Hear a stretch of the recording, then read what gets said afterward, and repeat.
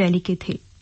Film संगीत में गीतों का सिलसिला जारी रहेगा, लेकिन उससे पहले आइए सुनते हैं सेहत कार्यक्रम में डॉक्टर नवीन जोशी से अनिल भारती की भेंटवार्ता, जिसका विषय है श्वास रोग, कारण, लक्षण और उपचार। सेहत कार्यक्रम में श्रोताओं आप सभी का बहुत बहुत स्वागत है। आज इस कार्यक्रम में हमारे मेहमान हैं डॉक्टर नवीन जोशी, जो कि एसोसिएट प्रोफेसर हैं उत्तराखंड आयुर्वेद विश्वविद्यालय देहरादून में, और आज आपसे बातचीत का विषय रहेगा श्वास रोग, कारण, लक्षण और उपचार। डॉक्टर नवीन जोशी, कार्यक्रम में आपका बहुत बहुत स्वागत है। जी धन्यवाद। डॉक्टर नवीन जोशी, सर्दियों का मौसम है और ये मौसम कई मायनों में बहुत ही महत्वपूर्ण होता है, लेकिन यदि हम रोगों की बात करें तो कहीं न कहीं श्वास रोग इस मौसम में बढ़ते हुए दिखाई देते हैं। क्या कुछ खास कारण है? जी, सर्दियों के मौसम में हमारी जो रक्त नलिकाएं हैं वो संकुचित होती हैं। इसी प्रकार से हमारी जो श्वास नलिकाएं हैं वो भी संकुचित होती हैं। ऐसे में अक्सर जो हमारे ऐसे रोगी जिन्हें श्वास की तकलीफ है उनको इस सीजन में बहुत तकलीफ होती है। श्वास का वेग बढ़ जाता है, दमा बढ़ जाता है। इसके अलावा जो है इस वक्त कोहरा भी आप देखेंगे कि कोहरा भी छा जाता है, और ऐसे में जो वायुमंडल में जो सस्पेंडेड पार्टिकल्स हैं, जो धूल के कण हैं, वो कहीं न कहीं नासिका से श्वास तंत्र में पहुंचते हैं और वो पुनः दमा की जैसी लक्षणों को उत्पन्न करते हैं। डॉक्टर नवीन जोशी, हम देखते हैं कि इस मौसम में छोटे बच्चों को खास तौर से ठंड लग जाती है और उनको भी हम निमोनिया जैसे रोगों के चपेट में आते हुए देखते हैं। क्या कारण है? जी, बच्चों में स्वाभाविक रूप से आयुर्वेद के हिसाब से कफ दोष बढ़ा रहता है और कंजेशन उनमें एक बहुत सामान्य प्रक्रिया होती है, क्योंकि म्यूकस ज्यादा बनता है, और ऐसी स्थिति में जो श्वासवह संस्थान है इसमें अवरोध होने की संभावना ज्यादा रहती है। जैसा कि मैंने पहले भी बताया कि सर्दियों में बच्चों में भी यही स्थिति आती है और श्वासवह संस्थान की विकृतियों या बीमारियों की होने की संभावना बढ़ जाती है, जिनमें निमोनिया बहुत ज्यादा जो है वो सामान्य रूप से देखा जाता है। तो बच्चे जो हैं, चूंकि माँ बाप का कहना नहीं मानते हैं और वो ठंड की परिस्थितियों में बाहर भी निकल जाते हैं या ऐसी चीजों का सेवन कर लेते हैं जैसे आइसक्रीम है या कोल्ड ड्रिंक को पी लेते हैं, तो ऐसे में किस तरह से बचाव किया जा सकता है? जी, बहुत अच्छा सवाल किया आपने। ठंड के समय में बच्चों और बुजुर्गों इन दोनों को ही विशेष रूप से ध्यान देने की जरूरत है। बच्चों को खासकर जो ठंडी चीजें हैं तथा ठंडे का एक्सपोजर जो है उससे बचाने का पूरा प्रयास करना चाहिए। जैसा आइसक्रीम आदि इस प्रकार के जो शीतल पेय पदार्थ हैं उनको इस ऋतु में विशेष रूप से नहीं लेना चाहिए। साथ साथ जो अचानक से बच्चे ठंडे के एक्सपोजर में जाते हैं वो उनसे बचाने का पूरा प्रयास करना चाहिए। उन्हें पूरे कपड़े और अच्छी तरह से एक सामान्य तापक्रम पर उन्हें रखने की पूरी व्यवस्था करनी चाहिए। बच्चों में नहीं, ये बुजुर्गों में भी ये विशेष रूप से ध्यान देने की आवश्यकता है। डॉक्टर नवीन जोशी, जैसे कार्यक्रम के आरंभ में हम चर्चा कर रहे थे कि श्वास रोग सर्दियों में बढ़ जाते हैं, लेकिन पहले हम आपसे जान लें कि श्वास रोग की जो समस्या है इसके पीछे प्रमुख कारण क्या है? जी, श्वास रोग की समस्या के पीछे जो कारण है, कई तो आनुवंशिक कारण भी होते हैं, जिनमें कि किसी न किसी प्रकार की एलर्जी होती है जिससे कि अस्थमा या दमा का अटैक पड़ता है। कुछ हमारे ऐसे होते हैं बुजुर्ग या फिर जो ऐसे रोगी होते हैं जो लगातार कुछ ऐसी दवाओं का सेवन करते हैं जिनके दुष्प्रभाव के कारण भी श्वास रोग उत्पन्न होता है, जैसे दर्द निवारक दवाएं हैं। इसी प्रकार से अब बहुत सारे ऐसे हमारे जो काम करते हैं जिनके कार्यस्थल ऐसे हैं जहां पे लगातार उन्हें धुआं या फिर इस प्रकार की पार्टिकल्स के कांटेक्ट में रहना पड़ता है, उनमें भी श्वास की समस्या प्रायः देखी जाती है। और कहीं न कहीं इसका सीधा संबंध किसी न किसी प्रकार के जीवाणु या विषाणु के संक्रमण से भी होता है, जिससे कि कहीं न कहीं हमारे फेफड़े संक्रमित होते हैं और फिर बाद में वो कहीं न कहीं अवरोध उत्पन्न करते हैं श्वासवह संस्थान में, और जिससे श्वास रोग की उत्पत्ति होती है।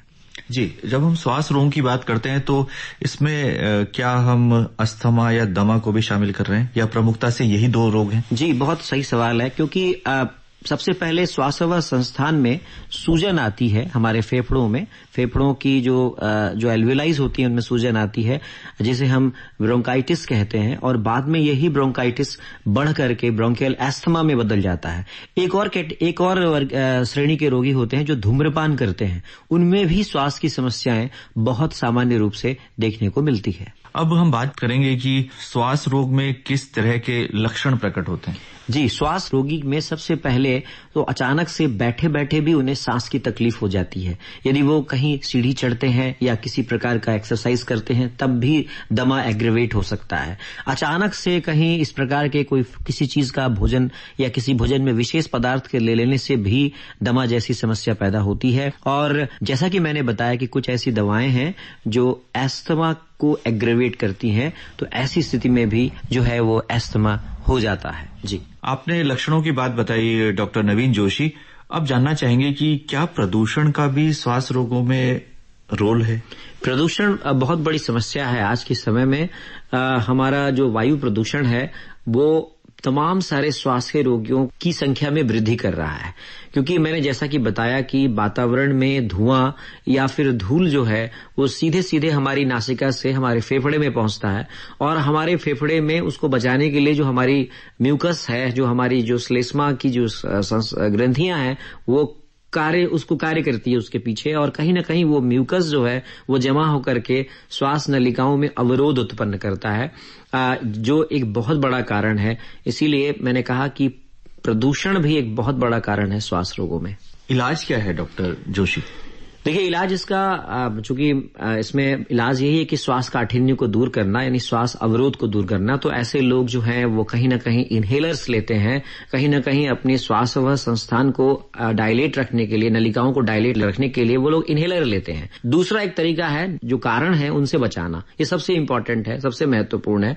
और इसमें कुछ दवाइयां होती हैं जिसको चिकित्सक के परामर्श से ली जा सकती है। साथ साथ हमारे आयुर्वेद में भी कुछ ऐसे दवाइयां हैं, औषधियां हैं जो इसमें बेहतरीन काम करती हैं, जिनका उपयोग चिकित्सक के परामर्श से किया जाना चाहिए। तो कब ऐसी स्थिति आती है जब हमें डॉक्टर के पास जाना चाहिए? जब श्वास का वेग एक इस प्रकार की स्थिति उत्पन्न कर दे जिसे हम कहते हैं COPD, जिसको हम कहते हैं एक प्रकार से हृदय और श्वसन संस्थान दोनों आपस में मिले हुए हैं। जब श्वास काठिन्य होता है, निश्चित रूप से कहीं ना कहीं इसका हृदय और हमारे मस्तिष्क पर प्रभाव पड़ता है। वो एक इमरजेंसी की स्थिति होती है। ऐसी अवस्था में हमें तत्काल जो है वो चिकित्सक के परामर्श में अवश्य ही जाना चाहिए। आपने इनहेलर्स की बात की, तो इनहेलर्स क्या इसका सही इलाज है? क्या ये त्वरित रूप से कार्य करते हैं? देखिए, इनहेलर्स जो है ये चूंकि इमरजेंसी में ये त्वरित रूप से काम करते हैं, लेकिन हमारे यहाँ बहुत प्राचीन काल से ही जो है धूपन द्रव्य भी लिए जाते हैं, जिनका प्रभाव जो है स्मोक के थ्रू, एक मेडिकेटेड स्मोक होता है जिसके थ्रू हम अपनी श्वास नलिकाओं को फैला सकते हैं, जिससे भी काफी लाभ मिलता है। तो इनहेलर इमरजेंसी में आत्यायिक अवस्था में लेने में कोई दिक्कत नहीं है। अब जैसे सर्दियां लगातार बढ़ रही हैं, अपने चरम पर पहुंचेंगी, तो ऐसे में जो श्वास रोगी हैं उन्हें क्या सावधानियां बरतनी चाहिए? जी, बहुत ही इसमें विशेष रूप से खान पान का विशेष रूप से ध्यान देना चाहिए। कुछ ऐसे तत्व होते हैं जो कहीं ना कहीं हमारे श्वास की रोगियों में उस स्थिति को और बढ़ा देते हैं। खासकर भोजन में ऐसे तत्वों का प्रयोग कम करें। ज्यादा आप मिर्च मसालेदार भोजन ना करें, बिल्कुल सात्विक और शुद्ध और ताजा भोजन करें। दूसरा, आप अपने आप को सक्रिय रखें। ऐसा देखा जाता है कि जैसे ही सर्दियां बढ़ती है लोगों की सक्रियता कम हो जाती है, जिससे हमारे शरीर के मेटाबॉलिज्म पर प्रतिकूल प्रभाव पड़ता है।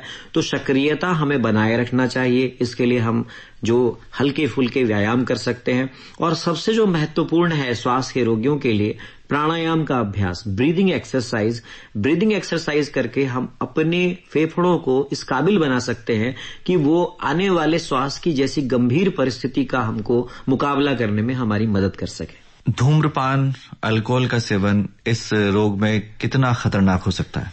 श्वास के रोगियों के लिए धूम्रपान जहर के समान है। धूम्रपान में जो हम स्मोक लेते हैं वो कहीं ना कहीं निकोटीन के रूप में हमारे फेफड़ों में जमा हो जाता है, और ये फेफड़ों में एक टार के रूप में जमा होता है जो फेफड़ों के उन हिस्सों को क्रियाशील ना रहने पर मजबूर कर देता है, जिस कारण से उतने हिस्से फेफड़े के काम नहीं करते हैं, जिससे श्वास के रोगियों को और भी अधिक तकलीफ बढ़ जाती है। इसीलिए धूम्रपान तो बिल्कुल ही नहीं करना चाहिए, श्वास रोगियों को ही नहीं बल्कि किसी भी स्वस्थ व्यक्ति को। दूसरा सवाल है अल्कोहल इंटेक, शराब का सेवन, जो कि सर्दियों में लोग इस प्रकार से कभी कभी इस प्रकार के लिकर्स लेते हैं, लेकिन ये भी चीजें जो है हमारे श्वास के रोगियों को तकलीफ को बढ़ा सकती हैं, क्योंकि जो है इनके अंदर जो अल्कोहल है वो कहीं ना कहीं उसका भी कभी कभी इस प्रकार का देखा जाता है प्रतिक्रिया स्वरूप श्वास के रोगियों में अचानक से जो है वो रिस्पांस बढ़ जाता है, क्योंकि जब अल्कोहल लिया हुआ व्यक्ति नशे में कहीं ना कहीं वो कोल्ड एक्सपोजर में जाता है, क्योंकि उसका बेजल मेटाबॉलिक रेट अचानक से बढ़ता है और ऐसे में वो उसका शरीर उसको रिस्पॉन्ड नहीं कर पाता उस कोल्ड एक्सपोजर को और वो दमा के चपेट में आ जाता है।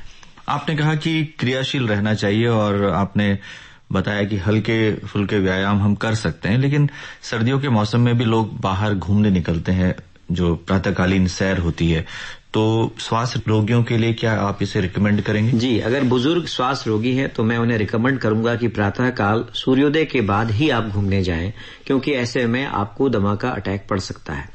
दूसरा, यदि स्वस्थ व्यक्ति है अगर वो भी घूमना चाहते हैं तो आप प्रातःकाल अपने आप को जो आपका रूटीन है उसको आप मेंटेन रख सकते हैं, लेकिन विशेष रूप से बुजुर्ग रोगी और जो दमा के रोगी हैं उन्हें तो सूर्योदय के पश्चात ही, जब थोड़ी सी धूप आ जाए गुनगुनी, उसके बाद ही घूमना चाहिए। इस मौसम में कौन कौन सी चीजें हैं जो सांस के रोगियों की परेशानी बढ़ा सकती हैं? इस मौसम में मैंने जैसा बताया कि खान-पान की लापरवाही, मिर्च मसालेदार भोजन, ऐसी चीजें, तली भुनी चीजें, साथ साथ धूम्रपान का सेवन, इसके अलावा ऐसे माहौल में रहना जहां धुआं है या धूल है, और साथ साथ एकदम से ऐसी स्थिति जहां पर कि आप कोई इमरजेंसी में इस प्रकार की दर्द निवारक दवाएं लेते हैं, इस प्रकार की चीजें श्वास के रोगियों के बेग को बढ़ा सकती है। तो अंत में क्या कहना चाहेंगे हमारे श्रोताओं से?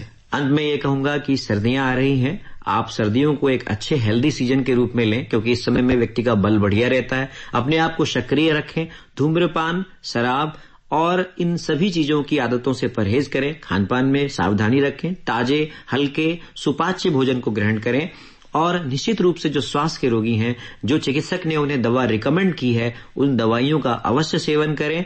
और आत्यायिक अवस्था में यदि आपके चिकित्सक ने इनहेलर या फिर किसी प्रकार के मेडिकेटेड स्मोक को लेने का एडवाइस किया है तो आप उसे अवश्य लें। डॉक्टर नवीन जोशी, आज आप इस कार्यक्रम में आए और बहुत ही महत्वपूर्ण जानकारी आपने हमारे श्रोताओं को दी कि किस तरह से श्वास रोग के रोगी इस मौसम में अपना ख्याल रख सकते हैं। आपका बहुत बहुत आभार, बहुत बहुत धन्यवाद। धन्यवाद। सेहत कार्यक्रम में आप सुन रहे थे श्वास रोग कारण, लक्षण और उपचार के विषय पर डॉक्टर नवीन जोशी से अनिल भारती की बातचीत।